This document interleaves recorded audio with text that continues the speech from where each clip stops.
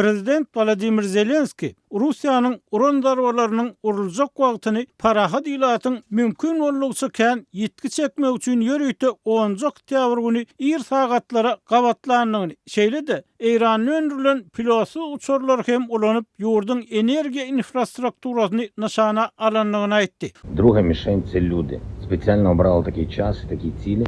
Ol Ukrainanyň şäherlerini sarsıran partlamalarda ölenleriň hem yaraly bolanlaryň hem bardygyny aýtdy. Bugüniň sähäri gaty agyr boldy. Biz terrorçular bilen işsal şartyp Zelenski prezident edarasynyň daş işigine ýalga edilen video çykyşyny aýtdy. Onlarça raketa we Eýranyň şahitleri diýip ol Eýranyň öndürilen pilotly uçurlaryň bir görnüşini nazarda tutup aýtdy we olaryň esasan 2 san nişanasynyň bolanlygyny öňe sürdi. У них дві мішені – енергооб'єкти по всій нашій державі. Ýurdun ähli ýerindäki energiýa deskalaryny nişana alýarlar. Olar aldyranlyk we bulanmazorluk döretmek isleýärler. Energiýa ulgamyny ýok etmek isleýärler diýip Zelenski aýtdy. Ikinji nişana adamlar. Şeýle wagt we şular ýaly nişanalar mümkin bolugça köp ziýan ýetirmek üçin ýörüýte saýlanyp alyndy diýip ol sözüniň üstüne ýetirdi. Bu hüjüm Moskwa beýkanun anneksiýa edilen Krim bilen Russiýany birleşdirýän köprüde bolan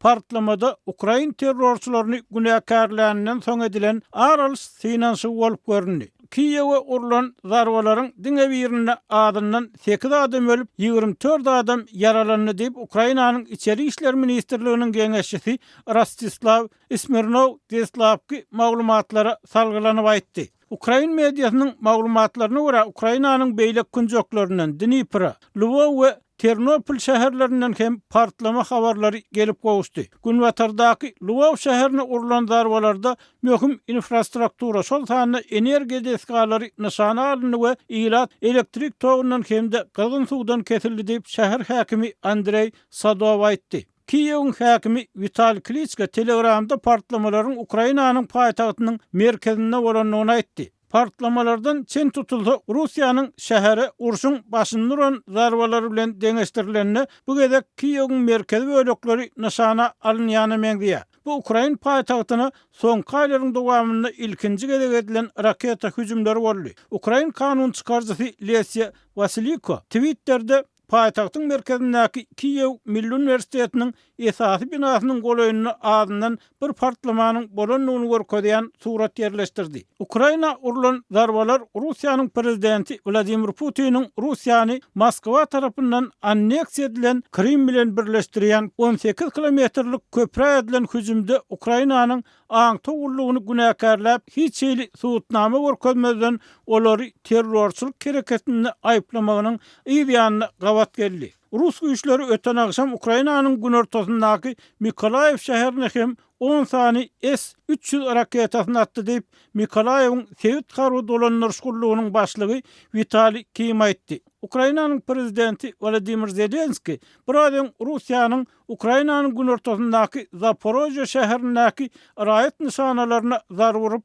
14 adamyň ölmegine we köp adamyň yaralanmagyna sebäp bolan hüjümlerini döwlet derejesindäki terrorçylyk atlanyrdy. Ol bu hüjümleriň Russiýa bilen gepleşip geçirmegiň mümkinligini suwd edenligini hem öňe sürdi. Olar bizi ýok etmäge we ýer ýüzünden süpürip aýyrmaga çalışýarlar. Zaporojye şäherine öýlerini uklap yatan adamlarymyzy ýok etjek bolýarlar. Dniproda we Kiýewde işe gitjek adamlary öldürýärler diýip Zelenski Telegram habarlaşma programmasynda aýtdy. Ukrainanyň çar künjeginde ýanglanan howa hüjümi sirenalary adalmaýar. Eýdilmän raketa zarwalary urulýar. Gynansagyň ölenler we yaraly bolanlar bar diýip Ukrainanyň baş serkerdesi Valeriy Zaluzny Twitter'de ýazdy.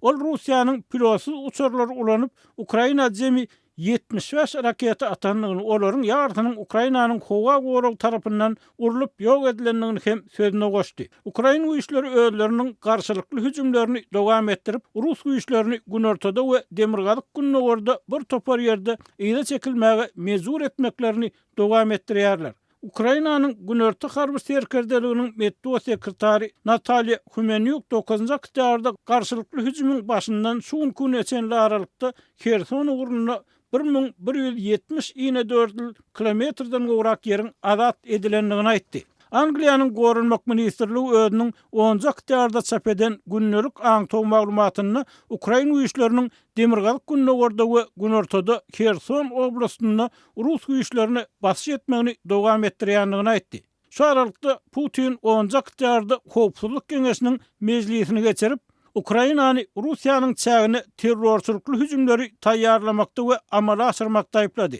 Şeýledil Ukrainanyň ýüri togurlyklarynyň Gara deňziň düýünden geçýän türk akymy gaz geçirjisini partlatmaga finansanlygyny, ýöne munyň şoksuz bolanlygyny aýtdy. Bundan başga Putin şu ýerden Ukraina urulan tapgyrlaýan darbalary jogap çäresi hökmünde häsiýetlendirdi we Russiýanyň çägini geçirilmekçi bolýan terror hüjümleri bes edilmese beriljek jogabyň has gadaply boljakdygyny öýdürdi. В случае продолжения попыток проведения на нашей территории терактов, ответы со стороны России будут жесткими и по своим. Moskva, Krimi, Sevastopol we Ukrainanyň ýene 4 sebäpini doly gözegçilik etmesinde öz çäg hasaplaýar.